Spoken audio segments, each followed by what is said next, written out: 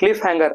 ನೀವು ನಿಮ್ ಮೂವಿಲಿ ಒಂದು ಸೀಕ್ವೆನ್ಸ್ ಎಂಡ್ ಮಾಡ್ತಿದ್ದೀರಾ ಅಂದ್ರೆ ಅಥವಾ ಮೂವಿನ ಎಂಡ್ ಮಾಡ್ತಿದ್ದೀರಾ ಅಂದ್ರೆ ಲಾಸ್ಟ್ ಅಲ್ಲಿ ಹೀರೋಗೆ ಒಂದು ಹೊಸ ಕಾನ್ಫ್ಲಿಕ್ಟ್ ಬಂದಿರೋ ತರ ಅಥವಾ ಒಂದು ಡ್ರಾಮ್ಯಾಟಿಕ್ ಪ್ರಾಬ್ಲಮ್ ಎದುರಾಗಿರೋ ತರ ಎಂಡ್ ಮಾಡಿದ್ರೆ ಆಡಿಯನ್ಸ್ ಅಲ್ಲಿ ಟೆನ್ಷನ್ ಇಟ್ಟು ನೆಕ್ಸ್ಟ್ ಪಾರ್ಟ್ಗೆ ಕ್ಯೂರಿಯಾಸಿಟಿ ಬಿಲ್ಡ್ ಮಾಡಬಹುದು.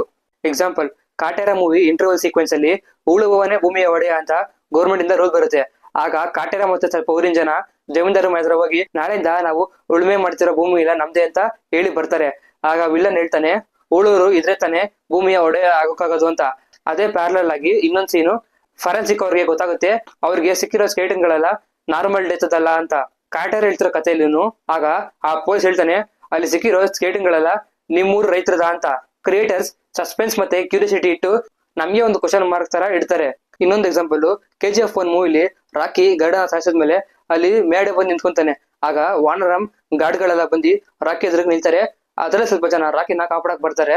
ಆದ್ರೂ ಅದರಲ್ಲಿ ಲಾಸ್ಟ್ ಶಾಟ್ ಹೇಗೆ ತೋರಿಸಿದ್ರೆ ಅಂದ್ರೆ ಒಂದು ಗನ್ ಶಾಟ್ ತೋರಿಸ್ತಾರೆ. ಅದಾದ್ಮೇಲೆ ನೀವು ಡೀಪ್ ಆಗಿ ಅಬ್ಸರ್ವ್ ಮಾಡಿದ್ರೆ ಅಲ್ಲಿ ಒಂದು ಗನ್ ಫೈರ್ ಆಗಿರೋ ಸೌಂಡ್ ಕೇಳಿಸುತ್ತೆ.